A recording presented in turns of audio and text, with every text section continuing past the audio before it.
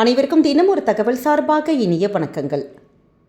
இன்றைக்கி நம்ம பார்க்க போகிற பதிவு தைப்பொங்கல் திருநாளுடைய மிக மிக முக்கியமான பதிவு.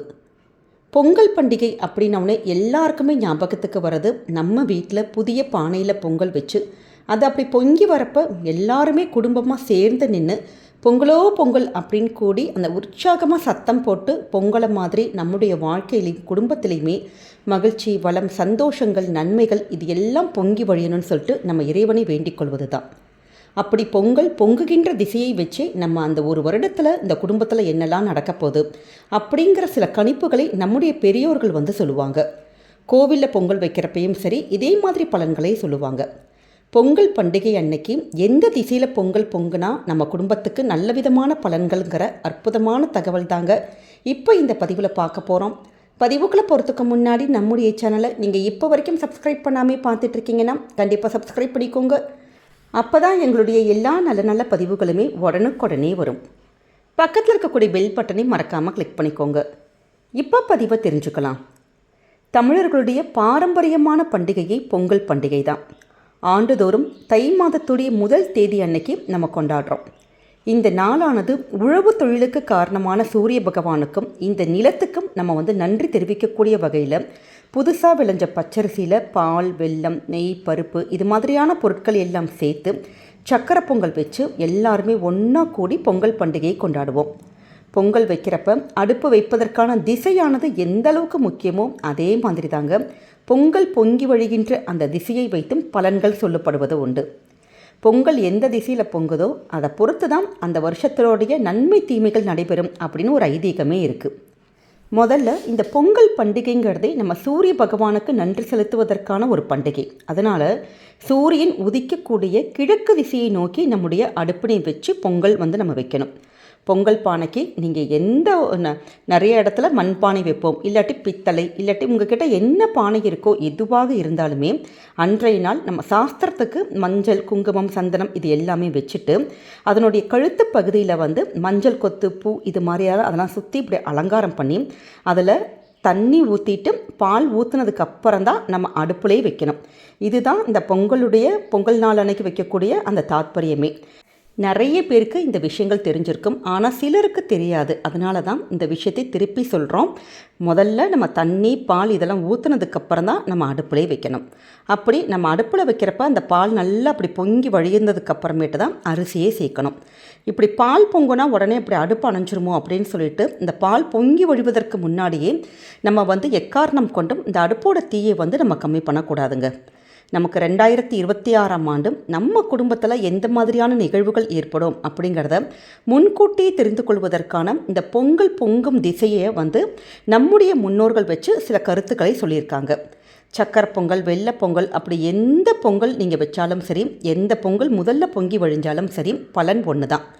இப்போ நம்ம அது எந்த திசையில் பொங்கினா நம்ம குடும்பத்துக்கு என்னென்ன பலன்கள் கிடைக்குங்கிற அந்த தகவலை தெரிஞ்சுக்கலாம். முதல்ல கிழக்கு திசை, அதாவது உங்கள் வீட்டில் எந்த பொங்கல் பானையாக இருக்கட்டும் எது பொங்கி வழியுதோ கிழக்கு திசை நோக்கி நம்ம வழிஞ்சதுன்னா பொங்கலானது ரொம்ப ரொம்ப விசேஷமாக இருக்கும் அப்படின்னு ஒரு ஐதீகம் இருக்குது. ஏன்னா கிழக்கு திசை நோக்கி பொங்கிறதுங்கிறது குடும்பத்துக்கு பலவிதமான ஒரு ஐஸ்வர்யங்களை கொண்டு வருமா. புதிய வீடு, நிலம் வாங்குவதற்கான ஒரு யோகங்கள் கூடி வரும். ஏற்கனவே நீங்கள் இடம்லாம் வாங்கியிருக்கீங்க அப்படின்னா கூட அந்த இடத்துல புதுசாக வீடு கட்டுவதற்கான வாய்ப்புகள் கண்டிப்பாக ஏற்படும். நிலம் வாங்கிறதுக்கு நம்ம பிளான் பண்ணியிருக்கீங்க அப்படின்னா அந்த முயற்சியை சீக்கிரமாக கைகூடும். பொன் பொருள் வாங்குவதற்கான ஒரு யோகமானது ஏற்படும். உங்கள் குடும்பத்தில் நல்லபடியான அந்த ஃபினான்ஸ் கண்டிஷன்ஸ், அதாவது பொருளாதார நிலைமையானது நல்லபடியாக உயர்ந்து காணப்படும். அடுத்ததாக மேற்கு திசை. மேற்கு திசையில் பொங்கல் பொங்குனா வீட்டில் மங்கள காரியங்கள் சீக்கிரமாக நடக்கும். யாராச்சும் கல்யாண வயசில் இருக்கிறாங்க அப்படின்னா அவங்களுக்கு நல்லபடியாக வரன் அமையக்கூடிய சூழல் ஏற்படும். ஏற்கனவே கல்யாணம் ஆகிருக்கு அப்படின்னா அவங்களுக்கான குழந்தை பாக்கியமானது கிடைக்கும். வீட்டில் கிரகப்பிரவேசம், திருமணம், வளைகாப்பு, சுபச்செலவுகள் இதெல்லாம் ஏற்படுவதற்கான வாய்ப்புகள் அமையும். குடும்பத்தில் எப்பயுமே சந்தோஷம், மகிழ்ச்சி, உற்சாகமாக வீடே அனல கலகலன்னு இருக்கும். குடும்பத்தில் சொந்தக்காரங்களுடைய வருகையால் குடும்பம் என்றைக்குமே சந்தோஷமாகவும் கலகலப்பான சூழலாகவும் இருக்குங்க.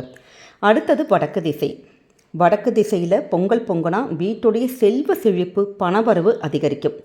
வீட்டில் வேலை பார்த்துட்ருக்கோம், அவங்களுக்கு பதவி உயர்வு, சம்பள உயர்வு, ஒரு சமூகத்தில் நல்லபடியான ஒரு உயர் பதவிகள் இது எல்லாமே தேடி வருவதற்கான அமைப்புகள் கண்டிப்பாக உருவாகும்.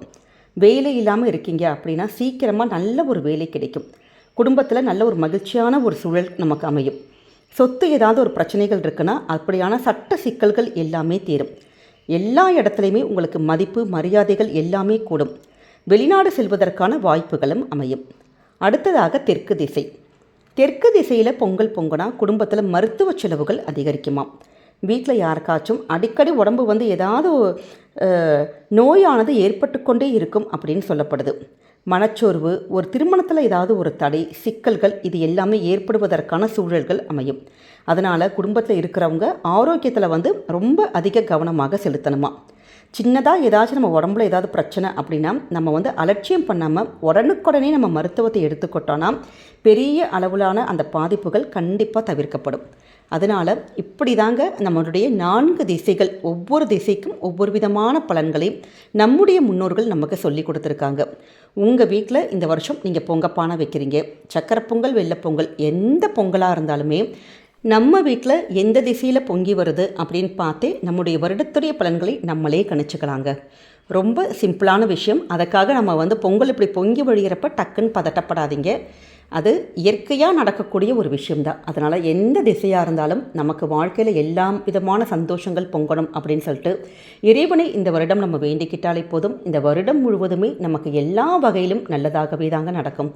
நம்முடைய சேனலே இந்த பொங்கலுக்கான தொடர்ந்து பல பதிவுகள் நம்ம கொடுத்துக்கிட்டே தான் இருக்கோம். ஏற்கனவே நாளைய தினம் போகி பண்டிகை. இந்த போகி பண்டிகையில் நம்ம வீட்டில் எரிக்க வேண்டிய மிக முக்கியமான ஒரு பொருள் அப்படின்னு சொல்லிட்டு ஒரு வீடியோ கொடுத்துருக்கோம். இது வரைக்கும் பார்க்காத சகோதரர்கள் கண்டிப்பாக அந்த வீடியோவை பாருங்கள். அதே மாதிரி குடும்பத்தில் பொங்கல் வைப்பதற்கான அந்த சுப யோக நேரமும் கொடுத்துருக்கோம்.